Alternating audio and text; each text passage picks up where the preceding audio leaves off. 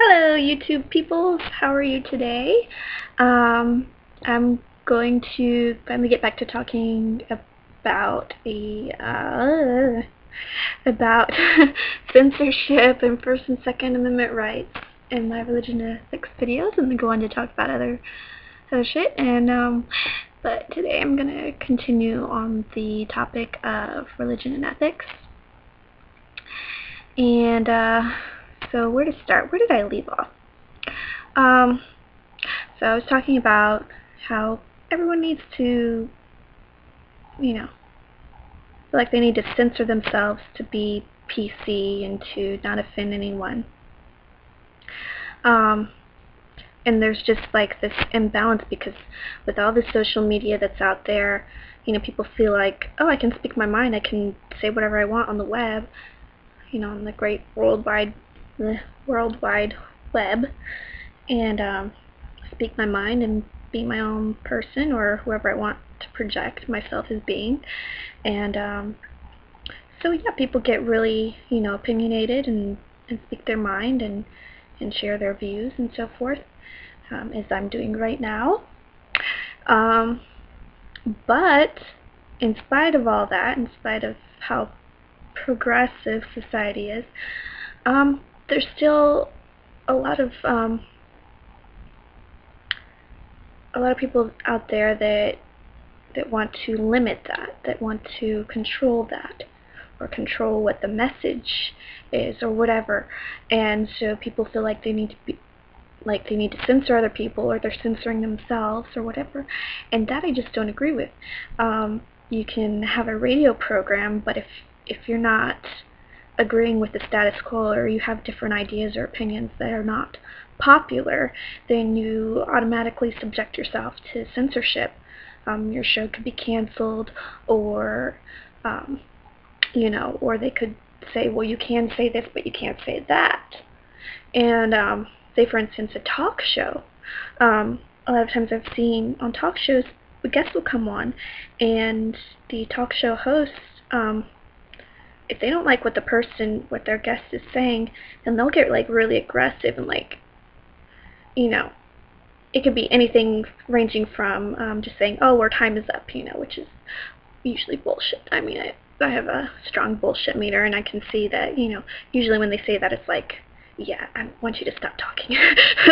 Our time is up. It may be the commercial break, or it may not be. Maybe they just want them to shut the hell up. So, oh, our time is up. It was nice talking to you. And yeah, most of the time that's BS, and not necessarily true, I don't think. And then it can range from that to the person, the talk show host, getting aggressive and practically attacking the person that they invited on their show, and see, Oprah is the queen of talk shows, because she knows how to have different kinds of people on her show, people that she agrees with or doesn't agree with, and she'll have all sorts of people on her show, really weird people or bad people or creepy people on her show, and yet, or just people that she completely doesn't like and doesn't agree with, but she knows how to handle herself in a way that's respectful of them and their ideas and views and opinions. And, even if she doesn't agree with what they're saying, she'll be able to conduct her show and in herself in a way that, allows them to at least express themselves. Because her idea is, from what I've seen of her show, is, her idea is that, even if you're showing someone with a viewpoint that you don't agree with and that you don't think that people should agree with, maybe it's somebody who's racist, or some kind of crazy, and yet, even if she's in complete disagreement with them and doesn't necessarily want her show audience to be okay with what they're saying, she'll let people form those opinions for themselves. She won't just automatically shut them up because she doesn't agree with them. So I think she is a good example of how to be in those kind of situations, of how to be, politically correct, but not overly so. But then you see other people, other talk shows where they're just automatically, if they don't agree with the person who's talking, they'll just get mean and aggressive, or, just get really short with them, or like try and cut them off. Like there's this show, Bill O'Reilly, and I don't like the guy for various reasons, but one thing that I noticed about his show is that anytime he has someone on there who he doesn't agree with, who's not saying what he wants them to be saying, he'll have all sorts of people on the show, like Oprah. He'll have different kinds of people on his show. But if he doesn't like what they're saying, he's very quick to be like, okay, our time is up, or or get in like verbal battles with them and like try and cut them off and not even let them get a word in edgewise. And that, I think, is very rude and very condescending. And it's very, discriminatory of, people that he doesn't agree with, and it's not really respecting their rights as human beings and as U.S. citizens to be able to express their views. It's all about him. Now, granted, if it's your show, you want to kind of be able to control the content of your show. Granted, I get that, but if you're going to have somebody on your show with an opposing view or opposing opinion, you got to let them at least be able to express that opinion and let people form their own opinions about whether they agree with you or whether they agree with the other person. You can't just control everything. And, and so many times, like, if there's an unpopular view, if somebody is holding an unpopular view, and they go on a show, they go on a news program or a talk show program or whatever, it's almost like they're painted to look like, they paint the person to look like they're crazy. Some people are genuinely like crazy, or have bad radical views, but even if what you're saying makes sense, sometimes if people don't like what you're saying, they'll try and paint you as like you're crazy, you're a lunatic, And I see this so much in quote-unquote news programs nowadays that, whether it's one individual person, or whether it's like a whole group of people, they're painting the enemy, so to speak, as being the crazies, the bad people, or whatever. These people are so inhumane, these people are so uncompassionate, these people are crazy, these people are radicals, these people are whatever, and they'll come up with all kinds of negative names and stereotypes to place on people that they don't agree with. And so I just see this so much, and that's not okay. That, it's like, okay, don't agree to disagree. Don't agree with what they're saying, but don't just make up lies and bullshit about them, just to make yourself look good, And what else? So that's my spill basically on First Amendment rights. I think that so many times, another thing is newspapers or like web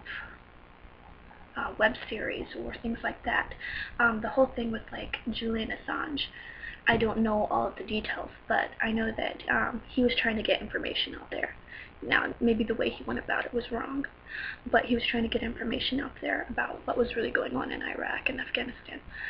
So he was trying to get that information out to the general public.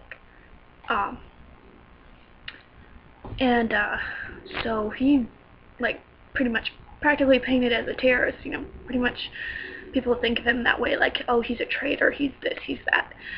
So anytime you try and, like, inform people of something that other people don't want you to inform people of, anytime your story is not the official story, or not the popular story, or not the popular opinion, you're quickly shut down. There's probably zillions of cases of newspaper reporters or, investigative reporters or whatever that go and they write a story, they write an article, and because it's not the popular view, they're automatically, their story's canceled, all their work is like shut down, so forth. There's, you know, protesters getting arrested just for, you know, being seen as a threat because they don't agree with, you know, whatever is going on at the time. You know, you have people who are independent reporters or whatever, getting arrested or getting, you know, in trouble with the law because they are expressing views that are not popular, that are not the status quo. So I have a big problem with censorship. Another area as far as censorship goes, like, you have singers, rappers, rockers, what have you, and granted, I don't think you should just be so obscene or profane in your songs, like overly so. You know, if you have the B word, B-I-T-C-H, a bajillion times in one rap song, there's something not quite right there. You must have a problem with women or something. I don't know, but you know, there's something not quite right about that. But if you have some well-placed, you know, cuss words, or you have certain kind of language that is, you know, you're using to get your message across in the song, there's nothing wrong with that per se, in my opinion. You know, and so many times on the radio you hear like the censored version of a song, and when they censor the song, sometimes it doesn't even make sense because the way that they censor it, you're just like, wait, what? What are they supposed to be singing about? Like, it doesn't make sense. Like there was a Pink song way back a few years ago, something about get the party started. I'm coming out, so you better get the party started. Yeah.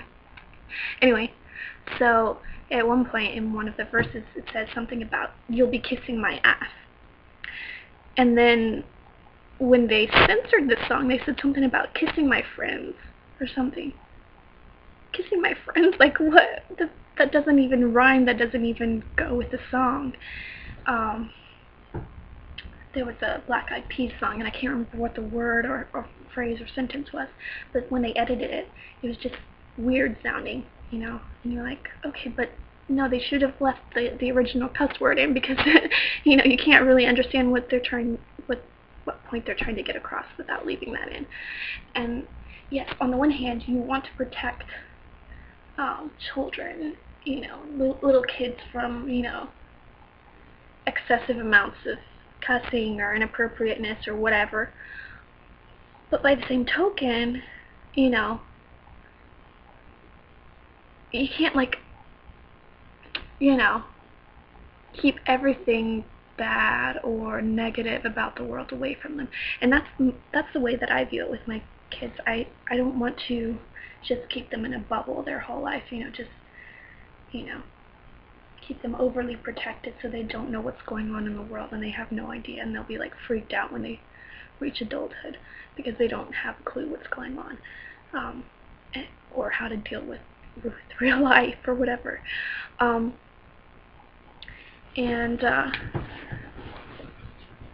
I'll probably get more into that aspect of it in a later video. But so First Amendment rights and censorship, those are some of my views on it. I think that some of those rights, some of those First Amendment rights are being taken away from people in kind of roundabout or, you know, subtle ways, and I don't think it's okay. Granted, you do have to be sensitive of other people and what you say, to not be overly offensive, to not just be a nasty person. But by the same token, you need to be able to express your views and not be shut down or shut up just for expressing a view that's not popular, or that's not the main, you know, the main opinion in that area or that country or whatever. So that's my view on First Amendment, and I'm going to move on to talking about Second Amendment rights in the second video. So I'll get back to you guys later. Thank you for listening. Bye.